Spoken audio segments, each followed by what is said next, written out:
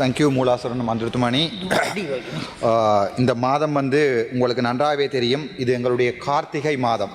கார்த்திகை மாதம் என்று சொல்லப்படுகிறது. எங்களுடைய தேசத்தின் விதைகளை முளைத்துவிட்டு என்றாவது ஒரு நாள் எங்களுடைய தேசத்தினுடைய விதைகள் முளைக்கும் என்ற நம்பிக்கையிலே வாழ்ந்து கொண்டிருக்கின்ற தமிழ் சமூகத்தினுடைய மாதம். ஆகவே என்னுடைய உரையை எனக்காக நான் இந்த பாராளுமன்றத்தில் உரையாற்றி கொண்டிருக்கிறேன் என்றால், எனக்காக என்றோ ஒரு நாள் ஒருவன் ஒருத்தி குருதி சிந்தி அந்த மண்ணிலே புதையுண்டிருக்கிறான். அவர்களுக்காக ஒரு நிமிடத்தை ஒதுக்கி, சாவு என்னை எதிர்பார்த்திருக்கிறது என்றான் கோழை, சாவை நான் எதிர்பார்த்திருக்கிறேன் என்றான் என்னுடைய மாவீரன். ஓ மாவீரர்களே, நீங்கள் இரண்டாவது வகை. மிதிபட்டு சாகுறேன் புலம்பினான் கோழை, போராடி சாகுறேன் உரிமினான் வீரன். ஓ மாவீரர்களே, நீங்கள் என்னுடைய இரண்டாவது வகை. போரில் என் மக்கள் கொல்லப்படுகிறார்கள் ஓலமிட்டான் கோழை, போரில் என் மக்களை கொன்றவர்கள் கொல்லப்படுகிறார்கள் எக்களித்தான் மாவீரன். அவன்தான் எங்களுடைய தேசத்தின் தலைவன். காலம் தமிழீழத்தை உருவாக்கும் காத்திருந்தான் கோழை, விரும்புகிறேன் முழங்கினான் வீரன். ஓ மாவீரர்களே, நீங்கள் இரண்டாவது வகை. நெஞ்சின் நெருப்போடும் விடிவின் நினைவோடும் நிமிர்வோடும் ஓ மாவீரர்களே, வரலாற்றில் நீங்கள் முதலிடத்தில்.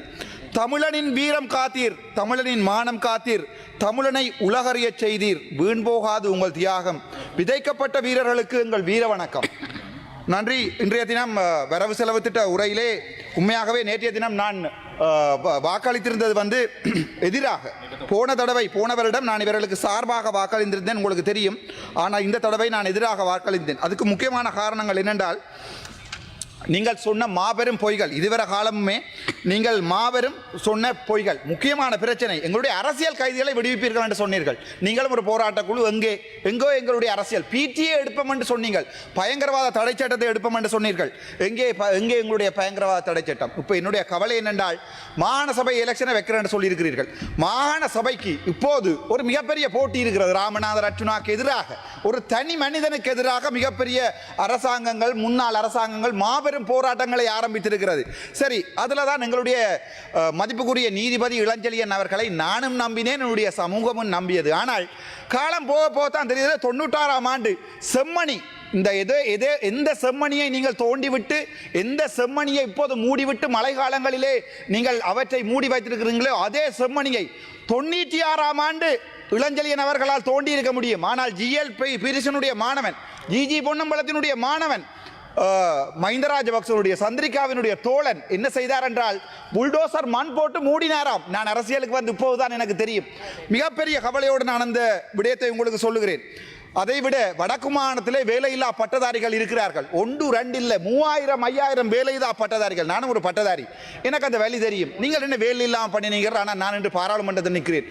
3000 பேருக்கும் பாராளுமன்றம் வர முடியாது. அவர்களுடைய வாழ்க்கை, அவர்களுடைய கனவு, அவர்கள் கேம்பஸிலே படிக்கும்போது ஒரு நாள் நான் வேலைக்கு போவேன் என்ற ஒரு ஆசையில் தான் அவர்கள் படித்திருப்பார்கள். ஆனால் அந்த வேலையில்லா பட்டதாரிகளுக்கு இன்று வரை ஒரு வேலை கொடுக்கவில்லை நீங்கள். மீனவர் பிரச்சனை, வடக்கு மாநிலத்தின் மீனவர் பிரச்சனை நான் சொல்லவே தேவையில்லை. இங்கே இருப்பவர்களுடைய வேலைகள், மீன்பிடி சம்பந்தமாக வடக்கு மாநிலத்திலே நீங்கள் அனுப்பி வைத்திருப்பவர்களுடைய வேலைகள், 10 கிலோ வேண்டுவது, 5 கிலோ வேண்டுவது, 2 கிலோ வேண்டுவது, காருக்கு வை என்பது, எவ்வளவு கேவலமான வேலைகளை செய்கிறார் என்றே நீங்கள் நன்றாக தெரியும். வாரன் பிரச்சனைக்கு என்னது 200 ரூபாய் கூட்டுறீங்களாம் மலையக மக்களுக்கு. இவர் என்ன வடக்கு மாநிலத்தில் இருந்து கொண்டு பணங்கொட்ட திடீரென்று மத்திய மன்னாட்டை பற்றி கதைக்கிறார். நீங்கள் போய் பாருங்கள். பேராசிரியர் அருணாசலம் என்ற போய் நீங்க இருக்கிறீங்க கணபேர் 14 புத்தகம் என்னுடைய மாமனார் எழுதியிருக்கிறார். மலையக இலக்கியம் மட்டும் 14 சாகித்ய ரத்னா விருது 5-6 வருடங்களுக்கு. ஒரு நிலையியல் பேராசிரியர் பேராதன கேம்பஸில் எனக்கு கதைக்கிறதுக்கு உரிமை இருக்கு. அதெல்லாம் வேண்டாம். சரி, நான் அதையும் மாமா எழுதின புத்தகம் தானே. 2006ஆம் ஆண்டு நான் என்னுடைய சொந்த பைக்கில் ட்ரெயினில் நின்று கொண்டு போய் ஹட்டனில் படிப்பிச்சேன். ஹட்டனில் நீங்கள் எங்கே சொல்ல போறீங்க? என்ன ஹைலாண்ட்ஸ் காலேஜா அல்லது பொஸ்கோவா அல்லது நோவுட்டா மஸ்கலியாவா? எல்லாம் என்னுடைய பாதம் பட்ட இடம். பிரச்சனைக்கு வாரன் அங்கதான் மலையத்திலே என்னுடைய காதலும் இருந்தது, மலையத்திலே என்னுடைய வாழ்க்கையும் இருந்தது. நான் பிரச்சனைக்கு வாரன் 200 ரூபா கொடுக்குறீர்கள். அதில் கொடுக்குற ஒரு ஆள், இதில் மட்டாக்கள் சண்டை பிடிக்கிறீர்கள் 200 ரூபாண்டு. நீங்கள் போட்டிருக்கிறது பிச்சை எடாப்பா. 140 ரூபா 160 ரூபா ஒரு தல்பான் 40 ரூபாய் மிச்சக்கு 2 வாழைப்பழம் தாங்க கொண்டால் கடைக்காரன் அடியில் அழியின பிள்ளைங்க தான் தருவான். அந்த ஒரு வாழைப்பழத்தை ஒரு பானையின் 2 வாழைப்பழத்தையும் கொண்டு ஒரு 10 பேர் உள்ள குடும்பம் எப்படி சாப்பிட முடியும்? அதிலே இவர்கள் பிழையாக கொடுத்து விட்டு ரோஹிணி குமாரியினுடைய கதையை மாறாக திரிவுபடுத்தி எதிர்க்கட்சி போராடுகிறதாம். எண்டோ ஒரு நாள் நான் மலையகம் வருவேன். நான் இந்த மலையக அரசியல் எல்லாம் செய்ய ஆசை இல்லை. ஆனால் மலையகம் முட்டாள்களை அனுப்பி இருக்கிறது. மலையக மக்கள் முட்டாள்களை பாராளுமன்ற தன்னுடைய இனத்திற்காக 176 வருடங்களாக இன்று வரைக்கும் தங்களுடைய இனத்தாக அந்த அட்டை இறத்தி குடிஞ்சு கொண்டு இருக்கிற ஒரு அட்டை கடித்தால் அதனுடைய வெளி. நான் மலையத்தில் வாழ்ந்தவன். ஹட்டனில் போய் கேளுங்கள் நீங்கள் டன்பாரில் நான் எப்படி வாழ்ந்தனான் என்று.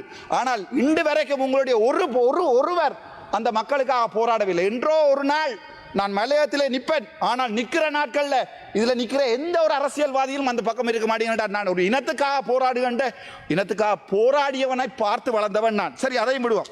அது பிறகு பார்ப்போம். பலாலியை விஸ்தரிக்க போறேன். நீங்கள் என்னுடைய இனம், என்னுடைய மக்கள் குடிசைகளிலே வாழ்கிறார்கள். பலாலியில எவ்வளவு பொய்யடா சொல்றீங்கள்? ஒவ்வொரு முறையும் வந்து 3000 மில்லியன், 300 மில்லியன், 500 மில்லியன், 1000 மில்லியன். அங்கே ஆமிக்காரன் பெருந்தோட்டம் வச்சுக்கொண்டு அதுக்குள்ள தென்னையை வச்சுக்கொண்டு வளர்த்து கொண்டிருக்கிறான். இங்க முட்டாள்கள் மாதிரி அதை ஏமாற்றுகின்ற ஒரு கொஞ்சம் பேரும் இங்கே இருக்கிறோம். இவர்களோட அடிக்கிற டீல் ஏன் பலாலி காணியை உங்களால் விடுவிக்க முடியாது? சரி, அதை விடுவோம். தையிட்டு விகார நானே சொன்னான் உடைக்க வேண்டாம், அதுக்கு நஷ்டவிட்ட குடும்பம். இன்று வரைக்கும் ஜனாதிபதி அன்றகுமார் நாயக்க ஏதாவது செய்திருக்கிறாராண்டா? இல்லை. பார் பர்மிட் நான் கதைக்கவே விருப்பம் இல்லை. கிளிநொச்சியில் முழு இடங்களுமே பார் பர்மிட் இருக்கிறது. இன்று கூட அந்த பேரை, அதாவது பார் பர்மிட் வேண்டி கொடுத்தவருடைய பேரை சொல்வதற்கு வெட்கப்படுகிறது.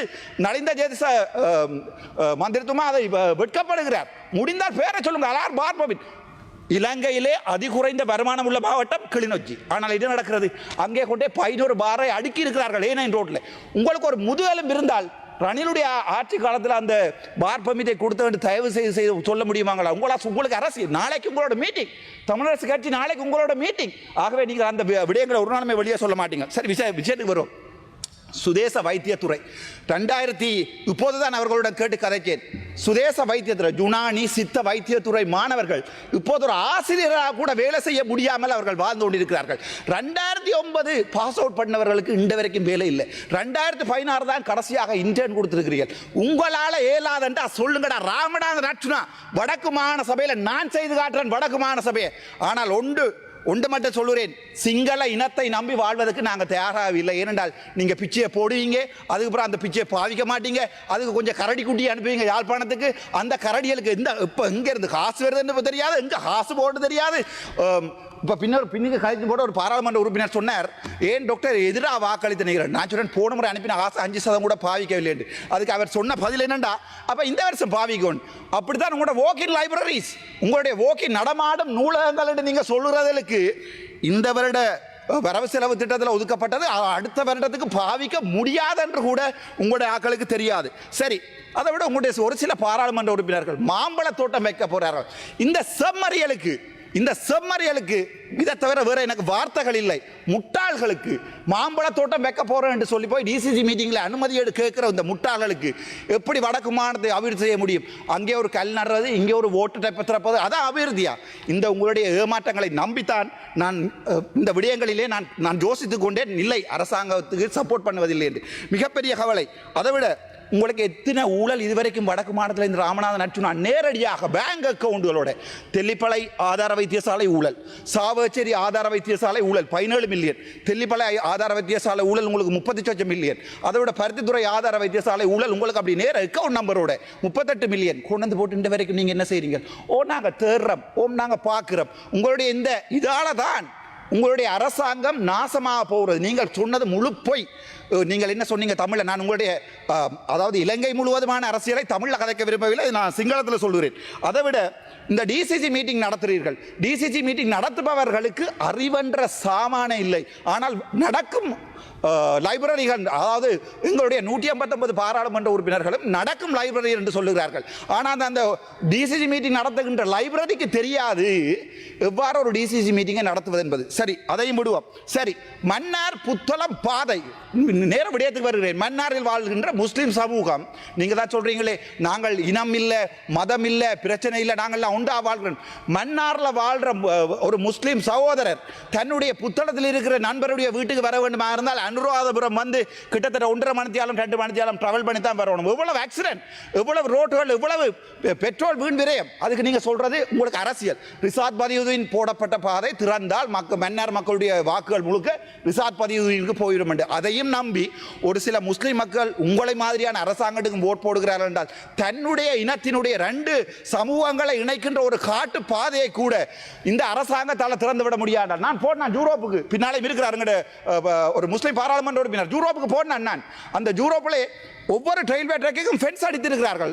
அதாவது வந்து ஃபென்ஸ் என்று சொன்னால் எல்லை போட்டி இருக்கிறார்கள். அங்கே ஒரு வனவிலங்குகளும் வந்து அந்த இடத்துல ஒன்றும் செய்யாது. நீங்கள் இதுவரை செய்யாத அநியாயமாக இந்த நாட்டுக்கு அந்த பாதை போடப்பட்டதால் வந்து சூழலியல் நாட்டம் மன்னாரில் கொண்டே 46-50 என்ன காற்றாலைகள் வைத்திருக்கிறீர்கள். அதால் வராத பாதிப்பா இந்த பாதையால் வரப்படுகிறது. ஆகவே விடயத்துக்கு வருவோம். இந்த இண்டிஜினஸ் மெடிசின் அவர்களுக்கு நான் சொல்ல வேண்டியது, அதாவது சுதேச வைத்தியர்களுக்கு சொல்ல வேண்டியது, என்றாவது ஒரு நாள் என் பேரில் ஒரு வடக்கு மாநில வருமாக இருந்தால் அன்று நான் கட்டுகிறேன் என்னுடைய வடக்கு மாநிலத்தில் பாதைகளை, என்னுடைய சகோதரங்கள் எங்களுடைய வெளிநாட்டில் இருக்கிற எங்களுடைய நண்பர்களை கொண்டு, எங்களுடைய புலம்பெயர் மக்களை கொண்டு நாங்கள் வடக்கு மாநிலத்தை அபிவிருத்தி செய்கிறோம். ஆனால் மறுபடியும் அதே வரலாற்று பிழையை இந்த தமிழ் சமூகம் விடுமாக இருந்தால் ராமநாதன் அர்ச்சுனாவினுடைய அரசியல் அன்றுதான் கடைசியாக இருக்கும்.